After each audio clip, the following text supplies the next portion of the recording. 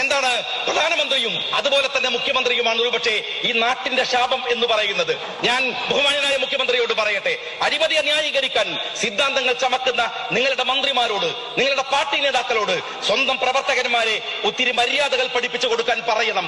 നിങ്ങൾ സൈബർ ഗുണ്ടകളെ മര്യാദ പഠിപ്പിച്ചു കൊടുക്കാൻ പാർട്ടി ക്ലാസുകളിൽ ശ്രമിക്കണം. കൊടിയിലെ അരിവാളും ചുറ്റുകയും മനുഷ്യന്റെ കഴുത്തറുക്കാനും തലക്കടിക്കാനുമുള്ളതല്ലെന്ന് അവരോട് നിങ്ങൾ പറഞ്ഞു കൊടുക്കണം.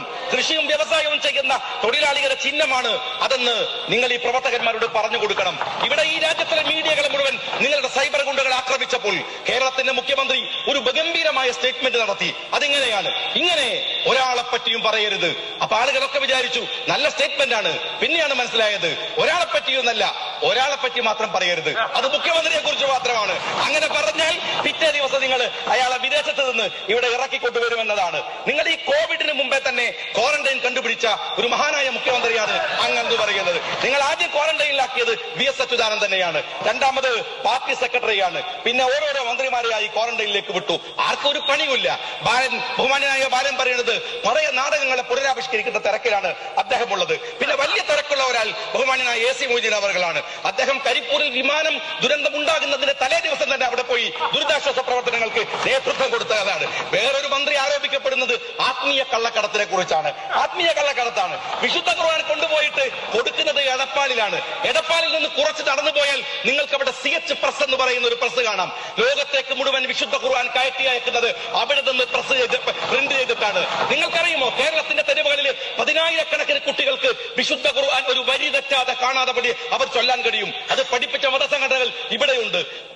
യുദ്ധ തടവുകാരെ പിടിക്കുമ്പോൾ അവർക്ക് വിടുതൽ കൊടുക്കാൻ വേണ്ടി പ്രവാചകൻ വെച്ച കരാറ് നിങ്ങൾ ഇത്ര പേരെ ഖുർആൻ പഠിപ്പിക്കണമെന്നാണ്. ഖുർആന്റെ പ്രചാരണത്തിന് ഒരുപാട് മാർഗങ്ങൾ വിശ്വാസികൾ സ്വീകരിച്ചിട്ടുണ്ട്. പക്ഷെ കള്ളക്കടത്ത് വഴി ഖുർആൻ പഠിപ്പിക്കാമെന്ന് തീരുമാനിക്കുന്ന ആദ്യത്തെ ഗവൺമെന്റ്. ഇന്ന് ആ മന്ത്രി പറഞ്ഞിരിക്കുന്ന രസകരമായ കാര്യം, അദ്ദേഹം പറഞ്ഞിരിക്കുന്ന കാര്യം എന്താണ്? ഖുർആൻ തിരിച്ചു കൊടുക്കാൻ ഒരുക്കമാണ്, എന്നാൽ സ്വർണം കൊടുക്കൂല എന്ന് തന്നെയാണ് നിങ്ങൾ പറഞ്ഞുകൊണ്ടിരിക്കുന്നത് എന്നാണ്.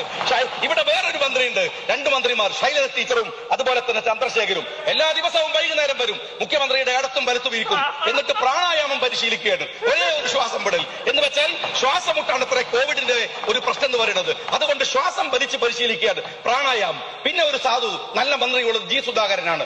അദ്ദേഹം അവസാനം കളത്തിൽ അദ്ദേഹം ഇറങ്ങേണ്ടി വന്നു. അദ്ദേഹം പറഞ്ഞത് ഇപ്പൊ ദുർഗന്ധമൊക്കെ പോയി നല്ല സുഗന്ധമാണ് എന്നാണ്. നാട്ടിൽ പറയുന്ന ഒരു കഥ ഉണ്ട്. മുനിസിപ്പാലിറ്റി ഡ്രൈനേജിന്റെ അടുത്തേക്ക് മകളെ കല്യാണം കഴിച്ചു വിട്ടു.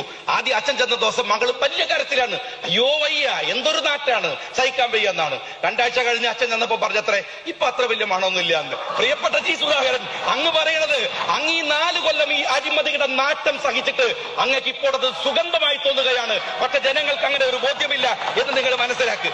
ഇതുപോലെ ഒരു ഗവൺമെന്റ് ഉണ്ടായിട്ടുണ്ടോ സാർ? ഇതുപോലെ ഒരു ഗവൺമെന്റ് എല്ലാ സാധ്യതകളെയും പരിശോധിച്ച, ഏത് സാധ്യതയാണ് കക്കാനുള്ള സകല സാധ്യതയും പരിശോധിച്ച ഇതുപോലെ ഒരു ഗവൺമെന്റ് ഉണ്ടായിട്ടില്ല. കുടുംബം അടക്കി കക്കാൻ ഇറങ്ങുക, എന്തൊരു കഷ്ടമാണ് സാർ ഇത്. ഇത് പണ്ട് നിങ്ങളുടെ പാർട്ടി ഓഫീസിൽ പഠിപ്പിച്ചിരുന്നത് ദാസ് ക്യാപിറ്റലിസം, കമ്മ്യൂണിസം, മാർക്സിസം ഒക്കെയാണ്. പക്ഷെ ഇപ്പോൾ പഠിപ്പിക്കുന്നത് ചോരപുരാണമാണ്. എങ്ങനെയാണ് കളവ് നടത്തേണ്ടത്, ഏത് തരത്തിലാണ്, എങ്ങനെ പ്രളയ ഫണ്ട് അടിച്ചു മാറ്റാം.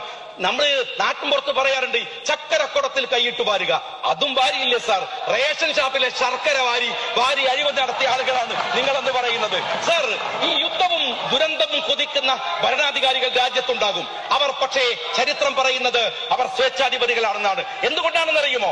പൗരന്മാരെ ജയിലിൽ അടക്കാതെ അവന്റെ പൗരാവകാശങ്ങളെ എങ്ങനെ തടവറയിൽ വെക്കാം എന്നാണ് ആ ഭരണാധികാരികൾക്കറിയുക. അത് തന്നെയാണ് ഇവിടെ സംഭവിക്കുന്നത്. കോവിഡ് എന്ന ദുരന്തത്തിന്റെ മറവിൽ ആഘോഷിക്കുകയാണ് കേന്ദ്രവും കേരളവും. ഒരാൾ വിമാനത്താവളം വിൽക്കുന്നത് മുതൽ കൂട്ടിക്കൊടുപ്പ് വരെ നടക്കുന്നത് നിങ്ങളുടെ ഈ കോവിഡ് ദുരന്തത്തിന്റെ മറവിലാണ് എന്നതാണ് ഇവിടുത്തെ പ്രത്യേകത. ഇന്നലെ ബഹുമാന്യനായ EP ജയരാജൻ പറഞ്ഞത് വിമാനത്താവളം വിറ്റത് ഗവൺമെന്റ് അറിഞ്ഞില്ല എന്നാണ്. അത് ദയവ് ചെയ്ത് പറയരുത്.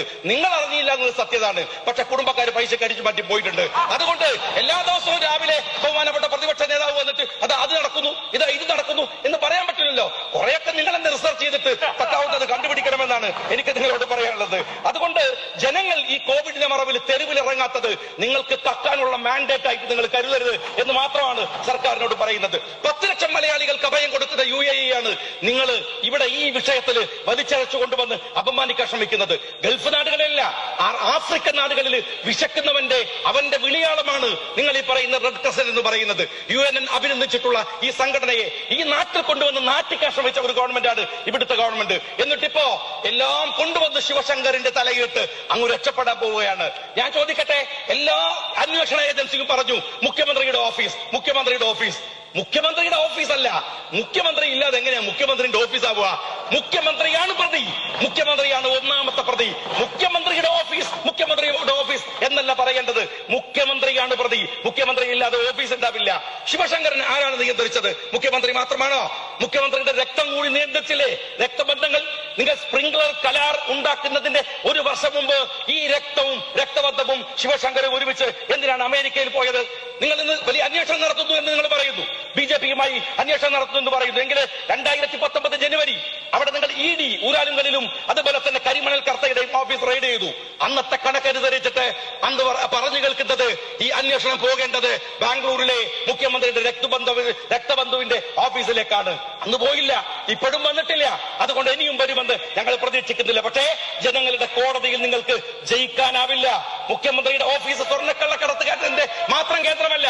ഞാനിതിവിടെ പ്രസംഗിച്ച് വീട്ടിലേക്ക് എത്തുന്നതിന് മുമ്പ് ഒരുപക്ഷെ വിജിലൻസ് വരാം, മാഷാ അല്ലാഹ് വണ്ടി വരാം, അതുമല്ലെങ്കിൽ വേറെ വല്ല കേസും നിങ്ങൾ ഉണ്ടാക്കാം. നിങ്ങളുടെ ഓഫീസ് എതിരാളികളെ കൂടി തകർക്കുന്ന ഒരു ഓഫീസാണ്. ഇടക്കിടക്ക് പറയും മടിയിൽ കനമില്ലാത്തവന് വഴിയിൽ പേടിയില്ല. ഇപ്പോഴത്തെ ഒരു കള്ളനും, ബുദ്ധിയുള്ള ഒരു കള്ളനും മടിയിൽ കനം വെക്കൂല. അത് വേറെ ഓഫീസിൽ കൊണ്ടുപോയി കൊടുക്കലാണ്. ഒരു കാര്യം നിങ്ങൾ അറിയുക, നാട്ടിലെ പല കള്ളന്മാരെയും പിടിക്കുന്നത് അവരുടെ ബന്ധുക്കൾ സാധനം വിൽക്കാൻ അങ്ങാടിയിൽ വരുമ്പോഴാണ്. ഇവിടെയും പിടിച്ചത് അങ്ങനെ തന്നെയാണ്. അതുകൊണ്ട് ഈ ഡയലോഗ് മാറ്റിവെക്കുക. ഇടക്കിടക്ക് പറയാണ് ഏത് അന്വേഷണവും നേരിടും. നിങ്ങളിങ്ങനെ മോഹൻലാല് എന്താണ് വെള്ളാനകളുടെ നാട്ടിൽ പറയുന്നുണ്ട് പപ്പൂരോട് ഇപ്പൊ ശരിയാക്കാന്ന് പറയുമ്പോ അത് ഞങ്ങൾക്ക് നാട്ടുകാർക്ക് മുഴുവൻ പറയാനുള്ളൂ. ഇതിങ്ങനെ ഇടക്കിടക്ക് പറയണമെന്നില്ല. നിങ്ങൾ 4 കൊല്ലമായി ഞങ്ങൾ കേട്ടുകൊണ്ടിരിക്കുന്നതാണ്. ഒന്നുകൂടെ പറഞ്ഞ് ഞാൻ അവസാനിപ്പിക്കാം. ഇവിടുത്തെ സോഷ്യൽ മീഡിയകളിൽ മുഴുവൻ ഒരു വീഡിയോ ഓടുന്നുണ്ട്. അതിങ്ങനെയാണ്, ഒരു പഴയ സിനിമയെ വെച്ചുകൊണ്ട് അത് പറയുന്നത് ബഹുമാനപ്പെട്ട മുഖ്യമന്ത്രിയെ കാണിച്ചിട്ട് പറയാണ് ഇദ്ദേഹം ജൂനിയർ മാൻഡ്രേക്കാണ്. പക്ഷെ ഞാൻ പറയുന്നത് ശരിയല്ല. 4 കൊല്ലത്തെ നിങ്ങളുടെ ഭരണം എടുത്ത് പരിശോധിച്ച് നോക്കിയാൽ പ്രിയപ്പെട്ട മുഖ്യമന്ത്രി അങ്ങ് ജൂനിയർ മാൻഡ്രേക്കല്ല, അങ്ങ് സീനിയർ മാൻഡ്രേക്കാണ്. അതാണ് കേരളം അനുഭവിക്കുന്നത്. അതുകൊണ്ട് ഈ എല്ലാ തരത്തിലും തോറ്റുപോയ ഈ സർക്കാരിൽ പൂർണ്ണമായ അവിശ്വാസം രേഖപ്പെടുത്തിക്കൊണ്ട് ശ്രീ മുല്ലക്കര 17 മിനിറ്റ്. നിയമസഭാ കവാടത്തിൽ ഇപ്പോൾ BJP-യുടെ പ്രതിഷേധം നടക്കുന്നു. BJP പ്രവർത്തകരെ പോലീസ് നീക്കം ചെയ്യാൻ ശ്രമിച്ചതിന്റെ ദൃശ്യങ്ങളാണ് ഇപ്പോൾ കാണുന്നത്. അനന്തകൃഷ്ണൻ വിവരങ്ങളുമായി. അനന്തൻ, അവിശ്വാസ പ്രമേയ ചർച്ചയിൽ പങ്കെടുക്കില്ല, നിയമസഭയ്ക്ക് പുറത്ത് പ്രതിഷേധമുണ്ടാകുമോ? നേരത്തെ തന്നെ അറിയിച്ചിരുന്നതാണ്. ഇപ്പോൾ രാജഗോപാൽ MLA-യുടെ അടക്കം നേതൃത്വത്തിലാണ് പുറത്ത് പ്രതിഷേധമുണ്ടായത്. എന്താണ് സംഭവിക്കുന്നത് ഇപ്പോൾ നിയമസഭാ കവാടത്തിൽ? രതീഷ്, രാജഗോപാൽ MLA പുറത്തേക്ക് വന്നു. ആ സമയത്താണ് സംസ്ഥാന പ്രസിഡന്റ് അടക്കമുള്ള BJP-യുടെ മുതിർന്ന നേതാക്കൾ